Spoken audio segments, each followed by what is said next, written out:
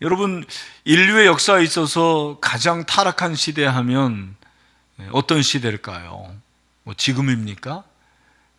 보통 성경에서 말하는 타락한 시대 하면 노아 시대를 듭니다. 예수님께서도 종말 전에 이 시대가 노아 시대와 같다. 먹고 마시고 시집가고 장가드는, 자기만 아는 시대라고 그렇게 말씀을 하셨습니다. 여러분 아시는 대로 노아 시대는 극에 달한 타락이 있었습니다. 하나님께서 그 시대를 구원하기 위해서, 세상을 구원하기 위해서 노아를 사용하죠. 노아는 경건한 사람이었습니다. 그가 8식구와 함께 방주를 예비를 하고, 그리고 방주에 들어갑니다. 하나님께서 물로 세상을 심판하실 때 8식구가 방주에서 구원을 받게 됩니다. 그리고 방주에서 나오자마자 제일 먼저 한 일이 뭡니까? 오늘 성경에 보니까 뭡니까? 제사를 드렸다, 그렇게 말씀을 하고 있습니다. 20절 말씀이 그거죠. 자, 우리 20절 말씀을 다 같이 한번 읽겠습니다. 시작.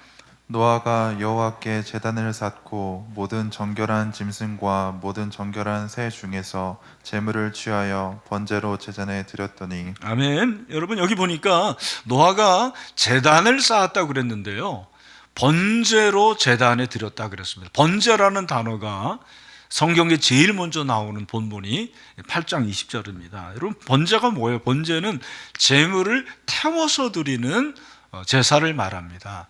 사실 그 전에 아벨도 제사를 드렸습니다만, 아벨은 동물의 피를 하나님께 드리는데 태우지는 않았거든요.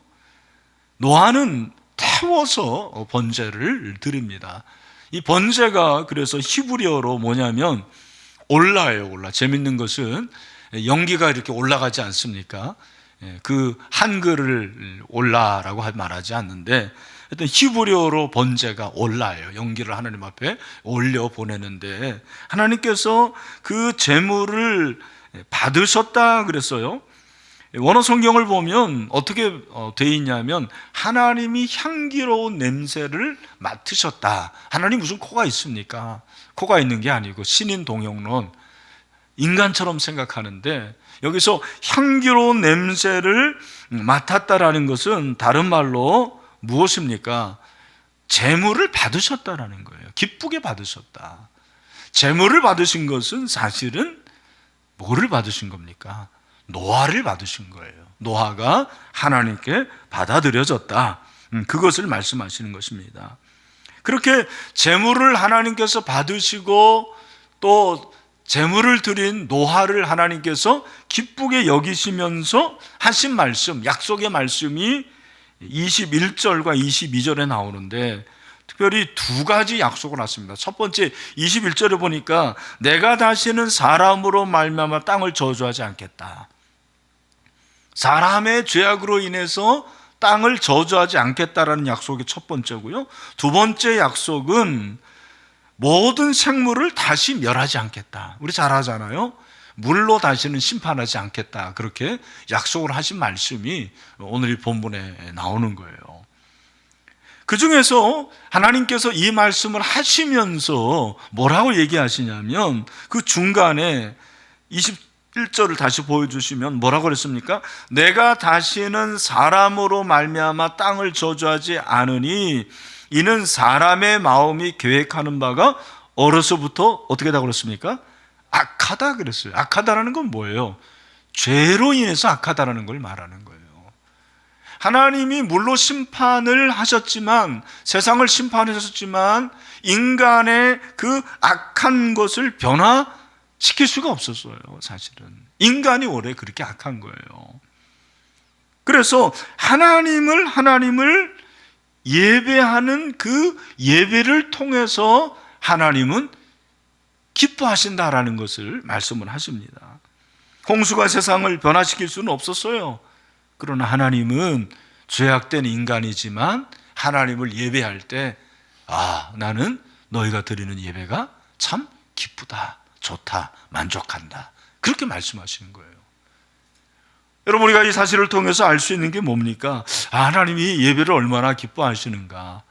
예배를 얼마나 정말 받기를 원하시는 것을 알 수가 있는 거죠. 여러분, 오늘 이렇게 추운 겨울에 현장에 오신 여러분들을 축복하고 또 가정에서 하나님을 예배할 때 여러분이 드리는 이 예배를 하나님께서 기뻐 받으실 수 있게 되기를 주님의 이름으로 축원합니다. 여기서 우리가 한 가지 생각할 것은 노아가 그렇게 하나님 앞에 제단을 쌓고 번제를 드렸는데 그 예배를 노아 혼자 드렸을까요? 아니면 노아의 가족이 함께 드렸을까요? 여러분 어떻게 생각하십니까? 저는 함께 드렸다고 생각을 해요. 여러분 생각해 보세요. 홍수로 다 멸망했는데 노아가 지금 제사를 드리고 있는데 노아의 자녀들이 뭐 하겠습니까? 예?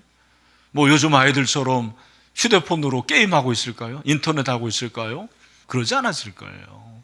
저는 노아가 이 가정의 제사장으로 하나님 앞에 제사를 드렸다고 생각을 해요. 이것이 영적인 권위죠. 여러분, 하나님께서는 한 가장에게 뭘 주시냐면 영적인 권위를 주세요. 우리 아빠들 잘 들으세요. 남편들 잘 들으세요.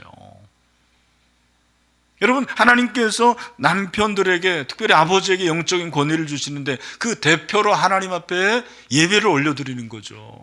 그러면 가족들이 함께 이렇게 모여서 예배하는, 그것이 가정 예배, 가정 제사인 것입니다. 여러분, 사실은 노아는 영적인 권위가 아주 대단했던 그런 사람이라고 생각을 합니다. 왜요? 방주를 지었잖아요. 방주를 지어서 가족을 살렸어요. 히브리서 11장 7절을 보니까 믿음으로 노아는 아직 보이지 않는 일에 경고하심을 받아 경외함으로 방주를 준비하여 그 집을 구원하였으니 이로 말미암아 세상을 정죄하고 믿음을 따르는 의의 상속자가 되었다. 세상에 대해서 할 말을 할 수 있는 사람이 노아였어요. 살렸잖아요. 방주에서 어떤 생각이 있습니까? 이야, 우리 아빠 정말 대단하다. 우리 남편 대단하다. 120년 동안 사람들 비웃고 조롱을 받으면서도 그렇게 방주를 짓더니 드디어 하나님이 비를 내리시고, 야, 우리가 이렇게 살아났구나. 여러분, 노아의 권위가 얼마나 대단했겠습니까? 그 권위를 가지고 오늘 노아가 하나님 앞에 제사하는 거예요. 여러분, 지금도 마찬가지입니다. 하나님은 남편들에게 이런 영적인 권위를 주시는 거예요. 1526년에 영국의 그 틴데일이라는 분이 영어 성경을 번역을 합니다. 사실 그 당시까지만 하더라도 영어 성경이 별로 없었거든요. 왜 성경을 번역했느냐? 남성들, 특별히 평범한 우리 평신도들에게 영적인 하나의 인사이트를 주기 위해서 그렇다는 것입니다. 그가 이렇게 말을 했습니다. 모든 남성은 자기 권속과 그의 지배 아래에 있는 모든 사람에게 말로나 행위로 설교해야 한다. 우리 사랑하는 아빠들, 가정에서 자녀들에게 말로 설교하십니까? 삶으로 설교하고 있습니까? 그런데 말로, 삶으로 하는 설교의 절정이 뭐냐? 저는 가정예배인 것 같아요. 가정예배. 여러분, 왜 우리가 가정예배를 드려야 되냐면, 가정예배를 하나님이 드릴 때 참 기뻐하시고 복을 주시고, 그리고 가정예배를 통해서 하나님이 하시는 놀라운 일들을 우리는 알고 있어야 돼요. 가정예배를 드리면 어떤 일이냐면 첫 번째 복을 주세요. 복. 그게 9장 1절이죠. 같이 한번 읽어보겠습니다. 시작. 하나님이 노아와 그 아들들에게 복을 주시며 그들에게 이르시되 생육하고 번성하여 땅에 충만하라. 아멘. 여기 보니까 하나님께서 그렇게 향기로운 예배로 가정 예배를 드리니까 하나님이 누구에게 복을 주십니까? 노아와 그 아들들에게 복을 주셨다고 그랬거든요. 아, 그렇구나. 가족들에게, 자녀들에게까지 복을 주시는구나. 그리고 한 가지 하나님께서, 이거는 축복이고 명령이기도 한데 1절에 보니까 생육하고 번성하여 땅에 충만하라고 그랬고요, 7절에도 똑같은 말씀을 하십니다. 우리 7절 말씀도 한번 읽어봅시다. 시작. 너희는 생육하고 번성하며 땅에 가득하여 그 중에서 번성하라 하셨더라. 여러분, 이 말씀 생육하고 번성하고 땅에 충만하라 어디서 많이 들어본 말씀이잖아요. 여러분들이 창세기 읽어보면 알죠? 제일 먼저 누구에게 주신 약속이죠? 축복이죠? 아담 맞습니다. 아담에게 주신 축복이에요. 생육하고 번성하고 땅에 충만하라. 그런데 또 노아에게 이 복을 주시는 거죠. 그러니까 하나님께서 지금 노아를 제2의 아담으로 보는 것 같아요. 아담의 시대에 아담의 불순종으로 온 세상이 사실은 망가지고 파괴되잖아요. 그런데 다시 노아 시대에 불순종으로 온 세상이 다 심판받고 없어진 거예요. 그것을 하나님이 어떻게 되는 거예요? 회복시켜 주시는 거죠. 야, 너를 통해서 이 세상이 회복될 것이다. 이 피조 세계가 회복될 것이다. 회복을 명하시는 것으로 볼 수가 있습니다. 그러니까 노아가 드린 이 제사는 단지 그냥 재물을 드린 것이 아니죠. 하나님이 회복시키시는 그 피조 세계의 대표를 드린 거예요. 여기 보면 정결한 새와 정결한 짐승을 드린다고 그랬어요. 여러분 성경을 읽어보십시오. 방주에 동물 새를 들여보내는데 7쌍씩 그렇게 정결한 짐승 새는 들여보내고 정하지 못한 거는 2쌍씩 3.5배를 더 정결한 것을 드립니다. 그죠? 더 많이 들여보내요. 하나님께서 그 정결한 그 짐승은 결국 피조 세계의 회복을 의미하는 것이 아닌가 저는 그렇게 생각해요. 그러면서 놀라운 사실을 발견합니다. 아무리 어둡고 아무리 타락한 시대지만 이 경건한 한 가정이 하나님께 예배의 향기를 드리니까 세상을 하나님께서 회복시키시는구나. 이 경건한 가정의 향기가 얼마나 놀라운 능력이 있다는 것을 발견을 하게 되는 거예요. 마음이 너무 뜨거워지고요. 정말 전율이 흐를 정도로 감동이 돼요. 여러분이 드리는 그 가정 예배가요, 별게 아닌 거 아닙니다. 놀라운 능력이 있는 거예요. 여러분의 가정을 통해서 하나님이 일하시고 역사하시고 여러분이 드리는 그 예배를 통해서 교회가 변화되고 이 사회가 회복되는 그런 은혜가 있게 될 줄로 믿습니다. 그걸 우리에게 말씀하시는 것입니다. 여러분 신명기에 의하면 자녀들의 신앙교육을 어디서 하라고 그러느냐? 가정에서 하라고 그러는 거예요. 그죠? 신명기 6장 6, 7절 말씀입니다. 우리가 잘 아는 말씀인데 우리 가정에서 부모님도 한번 그렇게 하겠습니다라는 헌신의 마음을 가지고 읽겠습니다. 시작. 오늘 내가 내게 명하는 이 말씀을 너는 마음에 새기고 내 자녀에게 부지런히 가르치며 집에 앉아 있을 때에든지 길을 갈 때에든지 누워 있을 때에든지 일어날 때에든지 이 말씀을 강론할 것이며. 아멘이십니까? 네, 가정이 기독교 교육의 현장이 돼야 돼요. 예배하는 것이 그래야 되는 거죠. 두 번째, 현실적인 이유가 있습니다. 이게 사실 맞는 거예요. 왜 가정예배가 어려운가? 일단 모이기가 어려워요. 자녀가 장성한 경우는 더더욱 그렇습니다. 어린아이면 그래도 같이 드리자 하면 괜찮은데 청소년들만 하더라도 가정예배 잘 안 드리려고 그래요. 그죠? 그런데 정말 불편한 진실 하나면 그게 뭐냐면 왜 가정예배를 못 드리냐? 부모의 의지가 없는 거예요. 부모의 의지가 없어요. 네, 부모가 정말 가정예배를 드려야 한다라는 동기부여가 되지 않고 가정예배를 드려야 한다라는 그러한 확신이 없는 거죠. 더더군다나 부모들 중에서 가정예배를 드리자고 할 만큼 그렇게 가정에서 모범을 보이는 부모들이 그렇게 많지 않아요.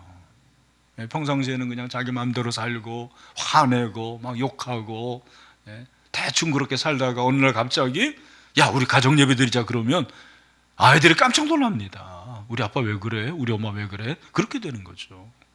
뭔가 캥기는 게 있는 거예요. 그리고 가정예배를 지속하기가 어려워요.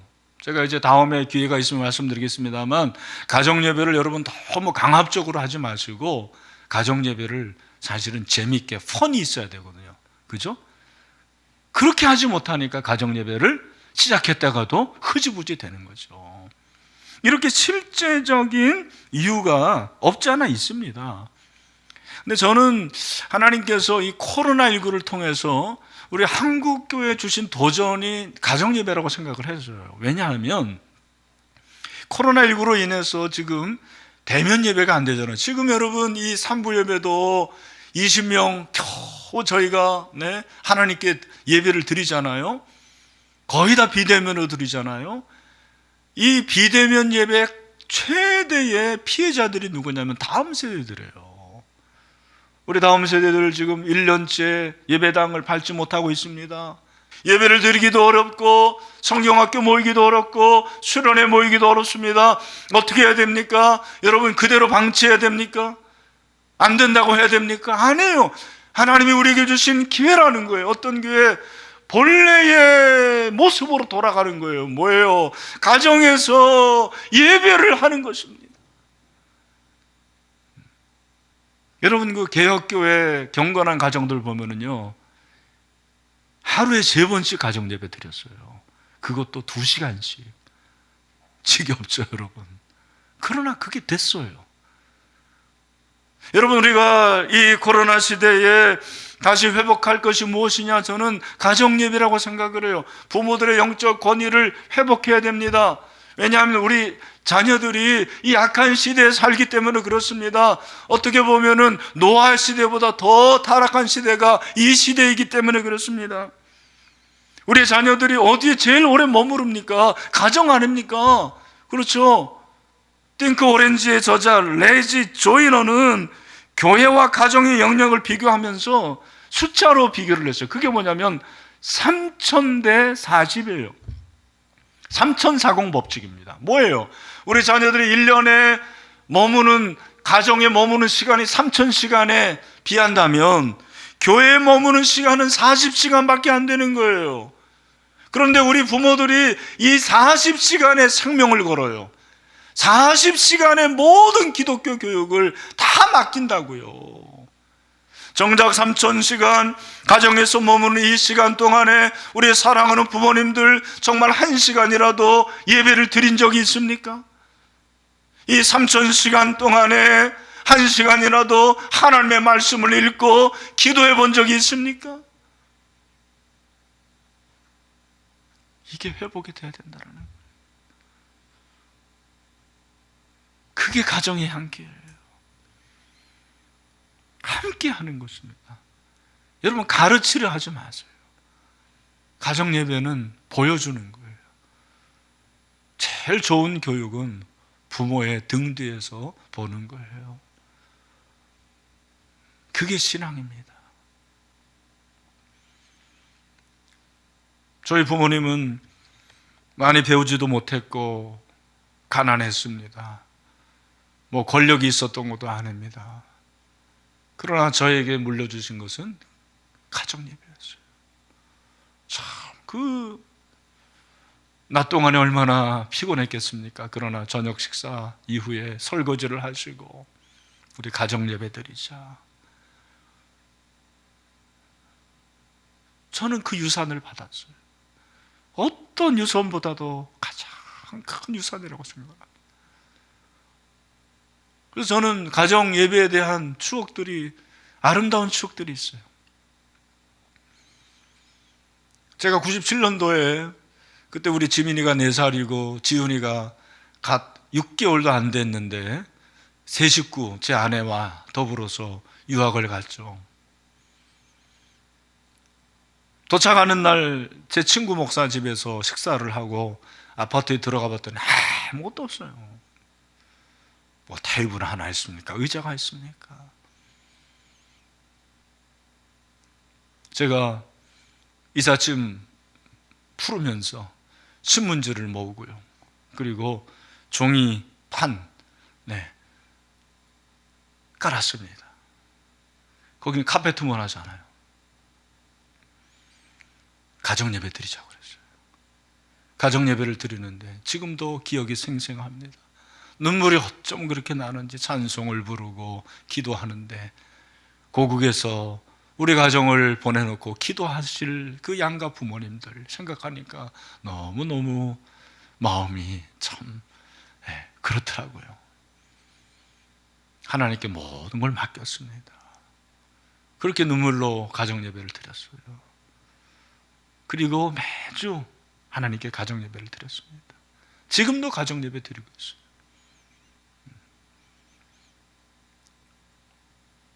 우리 재원이를 하나님이 이제 셋째로 주셨는데 지금 군대 가 있잖아요. 참 요즘에는 시대가 좋아서 페이스북으로 우리 내 식구 이렇게 예배할 때 페이스북으로 재원이도 예배를 드릴 수 있도록 그렇게 할 때도 있어요. 우리 아이들도 우리 자녀들도 예배 싫어하죠. 그럴 때도 있죠. 그러나 어렸을 때부터 예배를 드려왔기 때문에 당연히 드리는 줄 알아요. 하나님께서 우리 자녀들에게 은혜를 주세요. 우리 가정에 복을 주시더라고요. 저는 이걸 여러분에게 나누고 싶습니다. 여러분, 저는 가정 예배를 드린 사람이에요. 드리고 있는 사람이에요. 담임 목사 잘 만났다고 생각하시길 바랍니다. 잘 만난 거예요. 아이고, 담임 목사 잘못 만났다. 그렇게 생각하시면 안 돼요. 가정 예배를 드려요. 언제부터 드려야 될까요? 네, 따라합시다. 오늘부터. 오늘부터 드리세요. 분명히 애들 싫어할 거예요. 아빠! 예배 드렸는데 그래도 드리자고 그러세요. 부모는 다 떠납니다. 자녀에게 뭘 물려주시겠습니까? 여러분 유산을 많이 물려주시고 싶잖아요. 그 유산 때문에 싸웁니다. 원수돼요. 물론 있으면 물려줘야죠. 그러나 보이지 않는 유산이 무엇인가? 저는 신앙이고요. 그 신앙을 물려줄 수 있는 가정예배라고 생각을 해요. 우리 교회, 우리 신일교회 금년 표가 뭐죠? 은혜 50년, 더 은혜 50년. 성경 말씀, 주제 말씀이 마태복음 6장 33절 제가 지난주에 말씀드렸잖아요. 뭐예요? 그런즉 너희는 먼저 그의 나라와 그의 의를 구하라. 그리하면 이 모든 것을 너에게 더하시리라. 믿습니까? 그 하나님의 나라를 구하는 게 뭐라고 그랬어요? 하나님의 통치라고 그랬죠? 하나님의 의를 구하는 게 뭐라고 그랬어요? 하나님과의 관계라고 그랬어요. 여러분, 하나님의 통치를 받고 하나님과의 친밀한 관계를 경험할 수 있는 가장 좋은 장소가 가정이에요. 가정. 시작이 가정이 돼야 돼요. 우리 부모에게 그런 책임이 있는 거예요. 그것은 가정 예배를 통해서 가능한 것입니다. 여러분 중에는 부모에게 이런 유산을 받지 못한 분들이 있을 거예요. 여러분들이 그 유산을 넘겨줄 차례입니다. 그럴 때 가정이 살아나고요. 가정이 살면 우리 신일교회도 살아나게 될 줄로 믿습니다. 교회가 살면 이 사회는 변화가 되는 거예요. 회복이 됩니다. 저는 그런 믿음이 있어요. 교회는 위대합니다. 그죠? 그 교회가 여러분의 가정이 살아날 때 살아나는 거죠. 그래서 경건한 가정의 향기가 세상을 회복시키는 것처럼 올 한 해 여러분들이 하나님 앞에 드리는 가정 예배를 통해서 교회도 변화되고 이 사회 금천구가 회복되는 꿈을 꿀 수 있는 그런 2021년이 될 수 있게 되기를 주님의 이름으로 축원합니다.